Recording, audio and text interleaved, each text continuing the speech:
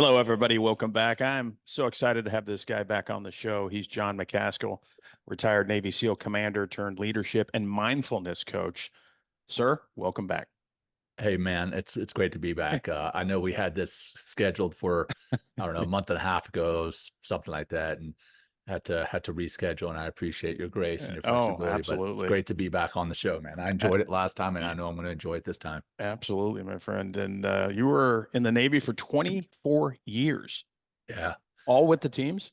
No, no, I was enlisted guy first, enlisted out of high school, tried to get in the Naval Academy out of high school, got turned down. So I was like bound and determined I was going to serve in the Navy and specifically in the SEAL teams. So I enlisted in the Navy, became a parachute rigger, worked on ejection seats. A technical term for that parachute rigger in the Navy is aircrew survival equipment, man. So I'm not like the parachute rigger in the Army. It's a I little was going to different. say you're like the guy packing the Yeah. chutes and stuff. Yeah, no, I'm packing the chutes on the ejection seats on these jets That's cool. and packing like everything else that goes into the ejection seat. So did that for just shy of a year, and then got picked up from the enlisted ranks to go to the Naval Academy, and then graduated in May of 2001. And then we all know what happened to the world in September of that same year, and was at Buds Basic Underwater Demolition SEAL Training on 9/11. So that was, the rest of my time was in the SEAL teams from there, and SEAL training and SEAL teams, and then retired in August of 2020. So you went in because you went to the academy. So you went Yeah, in, or you entered the teams or went to buds and all that stuff as an officer. I did. Yeah, sure did. And for those people who don't know, so when you're in buds, I mean, there's no rank, correct? I mean, there's No, there's there is. Excuse me. There's a there is rank, and you run around. So I don't know if you can see the helmets behind me. So oh I've yeah, got, the green helmet is first phase. Let's see, blue helmet and red helmet, that's second and third phase. And that line that comes down the center of the helmet, that shows that you're an officer. oh Um, and then when you don't have helmets on, you still wear your rank on your uniform, but it's not like showing very, it's not super obvious, but you're still, as an officer, you're a leader of in some capacity yeah, within the buds class. You're a boat crew leader, you're the class leader, you're an administrative leader. There's all the different roles that are assigned out to absolutely, the officers. Yeah. absolutely. I just remember the army and some of the schools I went through. There was no rank, and they were like, we don't care if you're a lieutenant. You know, Yeah. not that I was a lieutenant, but they just kind of so every service is different, obviously. Yeah. So when you got so I'm this fascinates me about you, brother. I mean, so you could have easily, and maybe you did, you got out of the military, got out of the Yeah. Navy. Thank you for your service, if I didn't say so. Thanks, brother. Back at you. Um, how did you make this transition into because when I Yeah. tell people about Jon Macaskill, I'm like, hey guy's great, man. You got to have him on your show. You know, he's a commander in the SEAL teams, and he's a mindfulness coach now. He's a which is cool, Yeah. which is Yeah. awesome because I love that. I love that. I love, meditation, all that stuff, yoga. It's good, man. And that's why I got into it, Yeah. but I didn't know it was good for the longest time. Yeah. I was introduced to it about 10 years after an event, specifically an Operation Red Wings, that I'm Yeah. sure many of your audience is familiar with. I was connected to that operation, and I say the term connected because I was not on that operation, Sure. but I was in the Joint Operations Center, on the radios, on the computers, on the phones.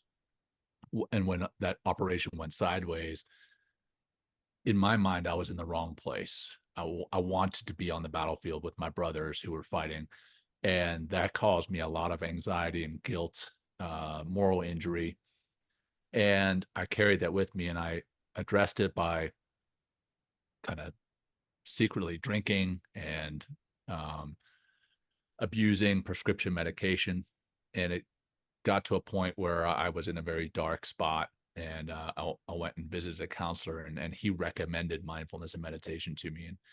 And to keep a long story short, um, I refused it at first. I was like, man, this is a bunch of BS. Yeah. And then he convinced me to try it out, and I tried it. And the first time I was like, man, yeah, still it's a bunch of BS because I couldn't sit still for longer than like 15 seconds at a time. Sure. So he tried again, and eventually I got into it, got past the initial hurdles that I had, the reticence that I had to it, and it changed my life. It changed my life for the better, and then quite literally saved my life. So when I was starting to look at the proverbial exit ramp of the military and looking to transition to civilian life, I was looking at a lot of different jobs. I was looking at commercial real estate. I was looking at private equity, you know, a lot of the bright and shiny objects that are out there for Mhm. transitioning service members. And none of them, I mean, they're all great jobs, but none of Didn't them, speak to you. yeah, didn't speak to me. And kept coming back to this mindfulness and meditation stuff. And yeah, long story short, here I am, man. That's amazing. And I know you speak to a lot of people. You're constantly on the go. What have you adopted from being in the SEAL teams into your mindfulness training, your seminars? Because I know you probably took a lot of it Yeah. from Yeah. it. Obviously, discipline is probably a big one. But what else? What else would you say really you brought from the teams into your work now? Yeah. Well, the discipline, absolutely. I in my talks I refer to it as preparedness is the planning piece that I brought into my current jobs and in my life as a whole. I do a lot of backwards planning. If you ever talk to my wife, she'll say that I plan a little bit too much. Like, hey, I have an event But here. that's what you're used to. That's what I'm used to. I'm limiting or identifying this event and then going backwards, Yeah, doing the plan of action and milestones to make this event a success, yeah, and planning the contingencies that are exactly. inevitably going to happen. Right. So the military planning, absolutely. Um, Grit and resilience. That's what I talk about a lot. And then the piece that I talk about that initially at the surface level doesn't sound like it should come from the military, but empathy and compassion. I love it. And yeah, and I wrote a post about this very thing this morning on Operation Red Wings. One of my guys, just before they left out on the reconnaissance mission, this guy pulls me aside. He's like, "Hey Mac, hey man, I'm scared." And he had never told me that he was scared about an op before, but he pulled me aside and he was like, "Yeah, yeah, boss, I'm scared." And there was a part of me that wanted to be like, "Hey man, suck it up. You know, that's what we get paid for and all this other stuff." And then I realized that's not what he needed. He didn't need to hear that. Yeah. And that's not what I could do as a leader to make him feel better. And so I told him, "Hey man, there's not an op that I go on that I'm not scared." Yeah. And that's the difference Did is that going calm out him? there. Did that calm Yeah, it him? did. Yeah. It did, absolutely. Unfortunately, he ended up dying on that Yeah. op, Jeez. but I mean, so he was scared for all the right reasons. Yeah. But that empathy and that compassion, instead of barking at him, instead of trying to motivate him to not be scared, I was like, man, I totally understand. I get it. And that I think translates in every leadership role. You've got to have some level of compassion for your people and then compassion for yourself. Hmm. And I think those are some of the big takeaways from the SEAL teams.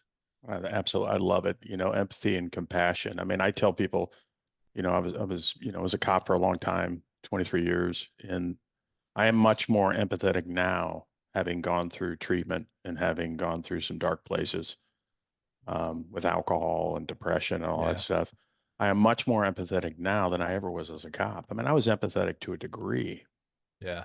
but it's hammered out of you, well, to suppress your feelings and Sure. emotions and grit and resilience, which is good because it keeps you alive for the next call. I mean, you got to have Right. a kind of a balance there somewhere, in my opinion. But yeah, I'm much more empathetic now, not just for first responders and military that are suffering. It's just there's so much suffering out there, but Yeah. compassion and empathy are huge in my book. And show a little kindness, show a little Yeah. compassion.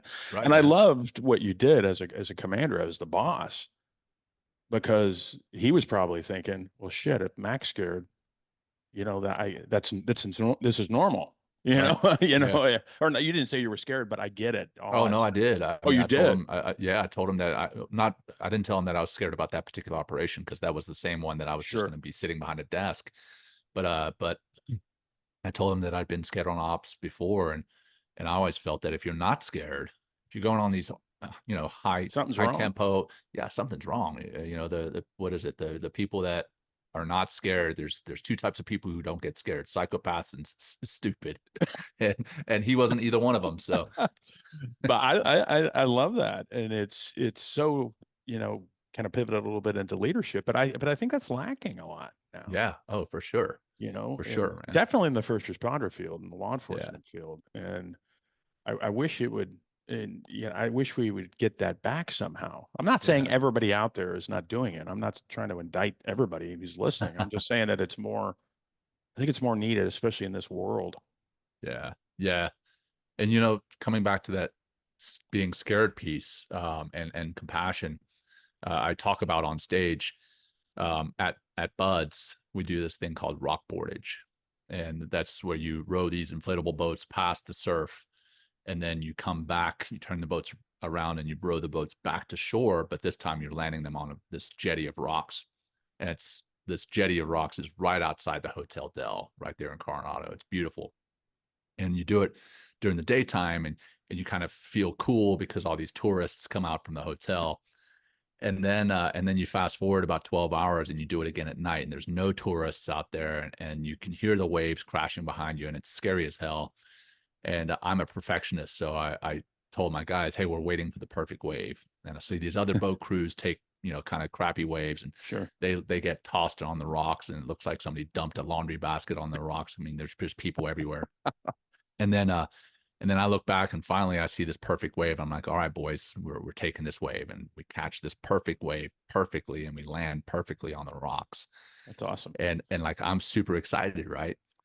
No, it wasn't good, man. I hear from behind the rocks, Mr. Macaskill, where the hell have you and your boat crew been? And You're I, waited too long. yeah, I'd waited too long, and I was all proud. I was like, well, we were waiting for the perfect wave. And man, the instructors had a freaking field day with me after that.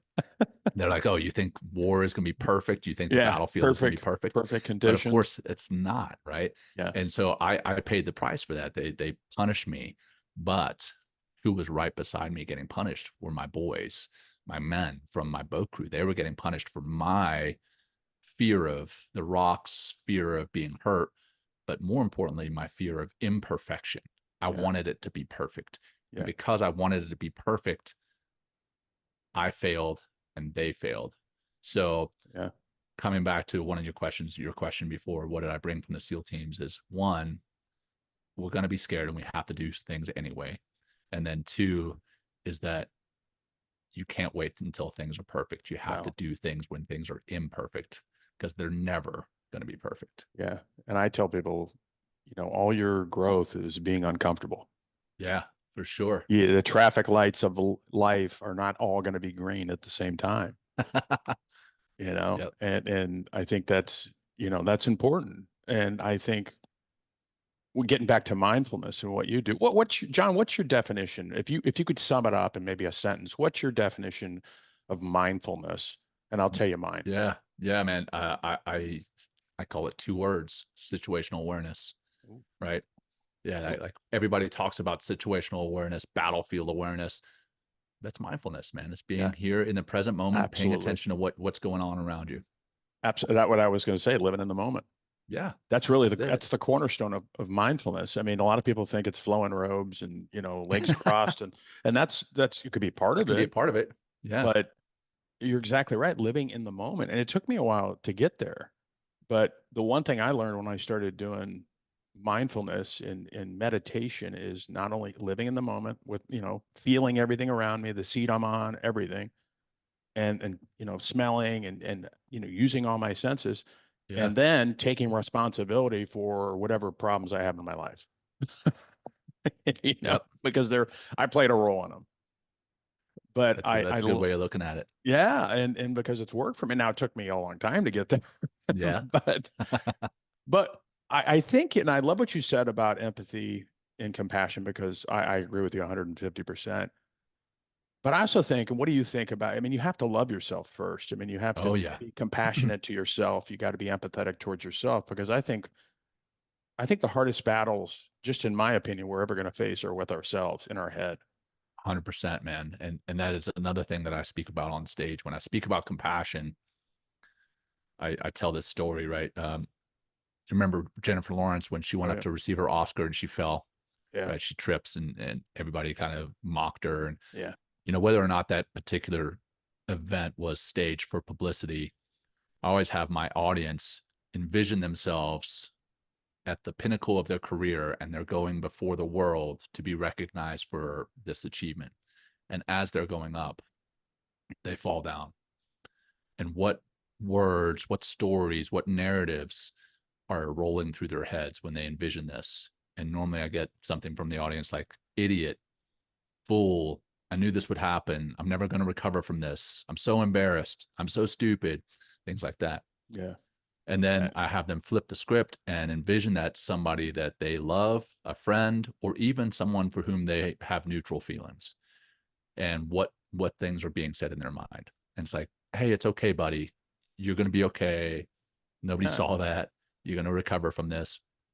And that's to demonstrate that quite often we have more compassion for a complete stranger for whom we have neutral feelings than we do for ourselves. And I believe that in order to increase compassion for others, we have to increase compassion for ourselves. And the way that we do that is we realize that we're all wearing some level of armor or some Mhm. mask. Like you and I here, it's two of us. But I guarantee, even with the two of us speaking, there's some mask that the two of us are wearing, some level of Absolutely. armor. And, when we're with our family, we wear a different mask, different set of armor. And then when we are by ourselves and nobody else is around, we get an opportunity to take that mask off, take that armor off. And what battles are we fighting when we are by ourselves? That's when we notice some of the battles, because now the armor is off us and we see the scars, we see the pain. And we're like, okay, I'm fighting a battle. Okay. If I know that about myself, then I know that about everybody else. Yeah. I know you're fighting a battle. I don't know what it is, but I guarantee, because you're a human being, you're fighting some type of battle. And when you can start to have that compassion for yourself and understand the battles that you personally are fighting, then you can start to have compassion or more compassion for those around you. But it all starts with compassion and love for yourself, I- 100%. Absolutely. And I think the reason, like I was pushing things down, I was afraid to take off my mask, like you said, Yeah. um, when I was a cop, and to some degree when I was in the military, is because of fear and ego was the big thing for me when I was Yeah. struggling. It was, what are people going to think about me? Yeah. What are people going to say about me? I mean, I climbed the ranks as a cop, retired as a commander. And then all my problems started to happen after I retired because I lost my identity. I went through that Sure. period, and I was struggling. I was drinking. I was depressed, but I was so scared to reach out. And it was funny. I thought I was doing, I thought I put the wool over my family's. They knew exactly what the hell was going on with me. Yeah. I Yep. was withering away, not only mentally, physically, but I was so afraid, John, of reaching out because I didn't want to be judged. But that Yep. once I got past that fear and ego and got to the point where I really don't care what people think, I'm doing this for me and me only. I started to heal and I started to Right. get better because I got not, but I think a lot of people struggle with that, especially military people. Yeah, and I would even take it further. I think that especially military men. I mean, there. Exactly. Don't get me wrong. There, I understand that there are plenty of military women who are struggling. I Absolutely. understand that there's 100%. struggles on both sides, but I think just across the masculine energy, and the military is a hyper masculine space. It's kind of frowned upon or seen as a weakness to ask for help, when in fact, think about how hard it is to ask for help. It's freaking hard. Yeah, it is very and hard. and so in my mind, asking for help is a demonstration of strength, Absolutely. far more than hiding it and covering it up and trying to deal with it on your own. That's weakness to me. Yeah, Not weakness. I don't want to say weakness, because I know some people are out there listening and they're struggling and they're keeping it to themselves, but it is definitely more of a strength, a sign of strength, to reach out and get help. And I encourage everybody to tap into that strength, because absolutely. no man, and I use that term as a gender neutral term, no man is an island, right? We all need help. Yeah, at some point we do. I take it a step further. I think we all need a therapist at some point in our Dude, life. 100%, We man. all need counselors. I went to my counselor earlier today. Yeah. So I fully encourage talk counseling, having a therapist. I think, that goes hand in hand with mindfulness and meditation. Just because I'm a mindfulness and meditation teacher and practitioner doesn't mean I've got all my stuff figured out. Well, And I mean, it's good. everybody's a work in progress. Yes, we are. It's not a sprint, it's a marathon. And one of the things I heard that really resonated with me was on a show, it was on a podcast a while ago, but I remember it was a Rogan show, and I think he had a former SEAL on there or somebody in the military, but what he said really resonates with me every day. He said they were talking about the afterlife, heaven and hell, and Rogan asked this guest, he said, "What do you think? What's your definition of hell?" And he said, "My definition of hell is passing away and meeting the person I could have been." Yep. Yep. I I heard don't, that before, did man. you hear that before? Yeah. I didn't hear it on that episode, but I've heard that Oh my before. God, And that is so powerful. And yeah, how does it tie back into meditation? And just what we're talking about, John and I, is being your best self, tackling those things that you're afraid of, because that's where your growth is, right? that's right, man. Yeah. You dodge the obstacles, you dodge the challenges, and you dodge the adversity. You're going to come up against other challenges, other obstacles, and other adversity that may be harder. I've got a buddy that says, choose your hard. You actually are actively involved in your hard, or hard's going to come and get you. Yeah. Yeah. Now I've heard, and maybe you can confirm this, John. I mean, I've heard like elite teams like the SEALs and maybe Delta or sorry, CAG and other, groups in the military, they're starting to adopt more and more mindfulness and meditation and Yeah. yoga. And is that true? Because I know like It professional is. sports teams do it. You know Yeah. that. Yeah. It Yeah. works. It does, man. It has been adopted. I know at Navy boot camp, one of my buddies helped to bring the Navy Warrior Toughness program together. He's a SEAL Master Chief, and he jokes that the whole program was created by himself, a Navy SEAL Master Chief, a counselor, and a Navy chaplain. He's like, well, what happens when these three go into a bar together? They create the Navy Warrior Toughness program, and that includes mindfulness and meditation in it to handle stress, to handle uh, anxiety. But over and above that, it also makes you more present in your job, more focused, more productive. I think you show up differently as an individual, as a member of a team. You're more empathetic, you're more creative. There's just so many benefits of practicing. So definitely a lot of the high performing teams, SEALs, special forces, are starting to bring some level of mindfulness and meditation in. Now, the ironic piece is I actually learned breath work Oh, before I ever was introduced to mindfulness and meditation. And I learned breath work on the shooting range, doing some box breathing so that I could sure. shoot better, so that I could shoot between heartbeats or in between breaths. Never called it meditation, never called it mindfulness, but I learned it in the teams, man. It's funny. And that's what it is. And a lot of people who are familiar with firearms, I mean, a lot of it's breathing, obviously, Yeah. in other fundamentals, but yeah, breathing is central to it. Yeah, it is, man. Now, if somebody's listening, John, and they're, maybe they're out of the Hopefully country. somebody's listening. Well, not, I didn't mean it that way. If somebody, yeah, nobody's listening right now. So no, but if somebody's listening to this and they are, maybe they're getting ready to get deployed somewhere, and maybe they're not, not necessarily a team guy, but a team guy or anybody else in the military or any person that has a stressful job. Yeah. How do you, what do you tell people like that come up to you and say, yeah, I have a stressful job. I've been multiple deployments or my first deployment. How do I find time Yeah. being, especially in the teams, that operational tempo is go, go, go, go, go. Yeah. How do you find time in the day to, okay, just do some meditation, do some, Yeah. do some Well, mindfulness? well, quite often when I speak to organizations, I say, I hold up my phone. I say, who wakes up with their cell phone, as far as like using that as an alarm clock? And 95% of the hands go up. Exactly. I'm like, okay, so when it goes off, aside from hitting snooze a couple times, What's the next thing you do? And everybody's Scroll. like, I start scrolling through social media, email, look at my bank accounts, da da da. I'm like, okay. And how long do you do that? 30, 45 minutes. I'm like, okay, so you've been on your phone for 30 to 45 minutes before you've even gotten out Looking of at bed. looking at cat videos. Yeah, right, right. Or the junk email that came in through the night. It's Exactly. most of it's junk. Yeah.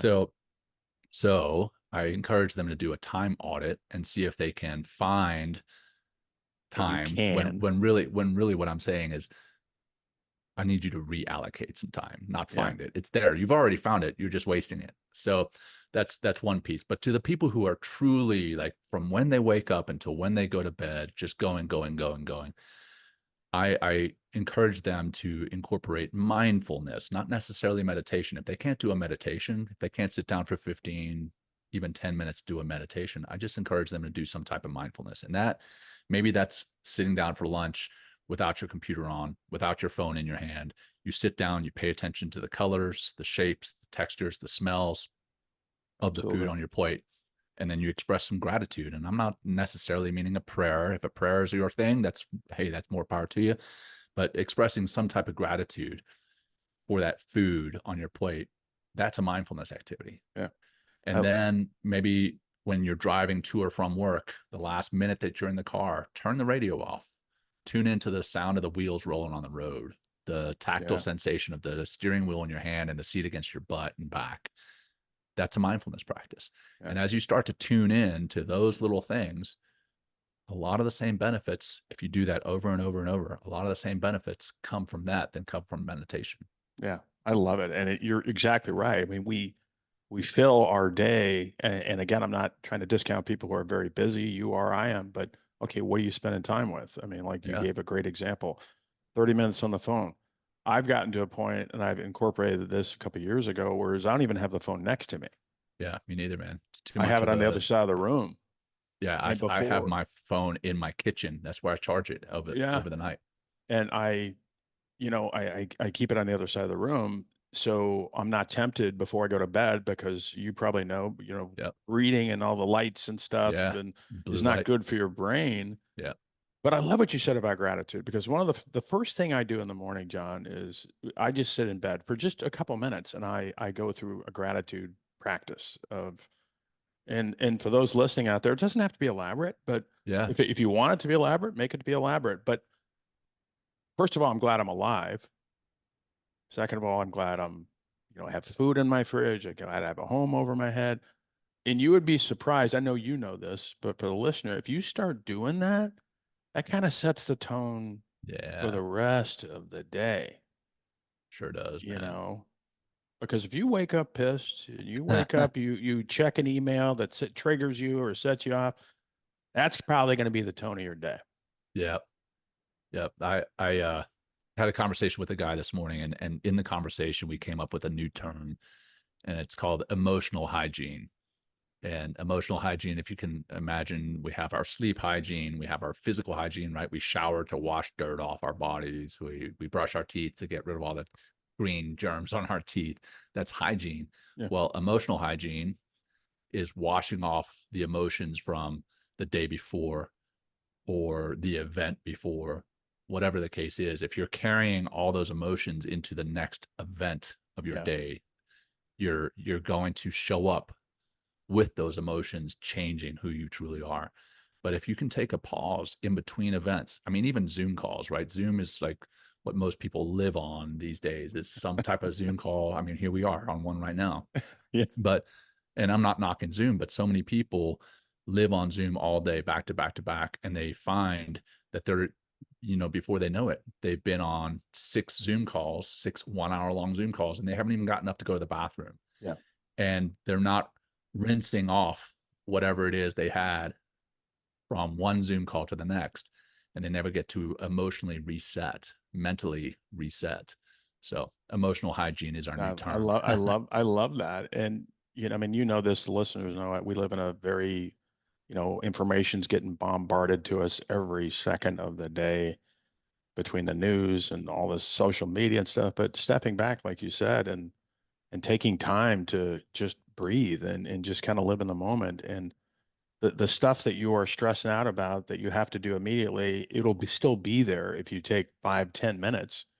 The world's Yep. not going to end if you take 5 or 10 minutes to take care of yourself a little better. We're gonna be better. The world would be a better place, right? Exactly, man. I mean, it's just, but it took me a long time to get to this place, John, and I imagine it probably did for you too. Oh I mean, yeah, and it's a I mean, practice, man. it takes a practice. So, but when we live in, and I think that's the problem too, is my opinion, we live in an instant gratification world where, and you probably heard this a lot. Well, I tried meditation, didn't work. Yeah. Okay. Yep. All right. Well, you have to build up to it. Right. Yeah. Well, my It's mind just like races. My mind's racing all the time. Okay, your mind is used to that. You have to train your mind, yeah. Yeah. and you When don't I have do to start out with retreats, an hour. no man. And even like the in-depth meditations that are 5 minutes, don't start with that. Start just sitting. Yeah, Just sit for 5 minutes without exactly. moving. That in and of itself is a mindfulness practice. And that takes different discipline. Like some people, when I run retreats and the first thing I do is just have them sit still for 5 minutes. Some people struggle with that. Oh yeah, Yeah, a lot of people. So hey, and that's not a bad thing. It's just the society that we live in, this going, going, going, going, going.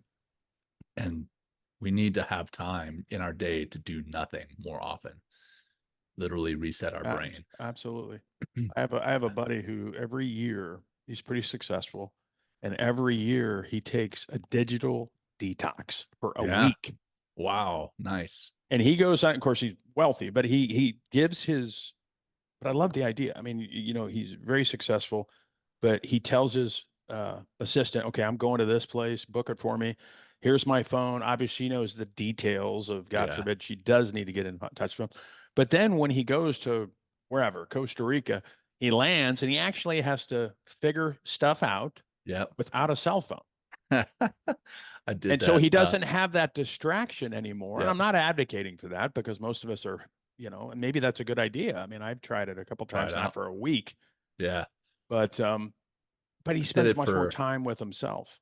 dude, I did it for 56 hours from Friday afternoon until Monday morning, 3 weeks ago.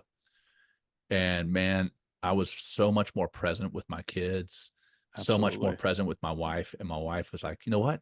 You need to do this every weekend. I The was like, flip side is when you yeah, turn on your phone, John, you have yeah. 2,000 emails. I was overloaded, but luckily I planned on that. So I didn't wake up in the morning on Monday morning in my bed and check it all.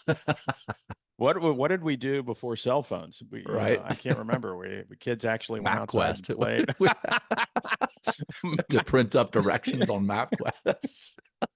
Remember the actual map? You remember? I mean, Oh, you go on what? a trip and An you'd have to, atlas? yeah, the Atlas, Rand McNally or whatever it Yeah, Rand was. And McNally. my dad would say, "All right, where are we going?" I'd be like, "Hey, okay, we got to go here and here." Yeah, you got to buy a new one every year. Yeah. In the world of business, we still have time to spend time with ourselves and obviously the ones we Absolutely. love and engage and do this mindfulness and meditation. So, John, if anybody wants to reach out to you, brother, how can they find you? You're amazing, you know that, and maybe hire you or bring you on to talk to Yeah. their organization. How can they find you, brother? Well, yeah, thanks, brother. I appreciate the opportunity. I've gone from having and just putting out all my different social medias on these podcasts to, hey, if you just text the word mindful to the number 33777, that'll take you to my link tree, which has all the things that Dude, I'm man, involved you're in. So you're international, man. You Any final thought before we sign off, my friend? no, brother, I just want to say thanks again for the opportunity, and I love this show. It's always fun. So maybe I'll come on a third time, man. Yeah, or maybe you come down to Florida, man. You can There we come go. down here. And do it in person. All right, brother. All right, Thank man. you so much. Bye bye.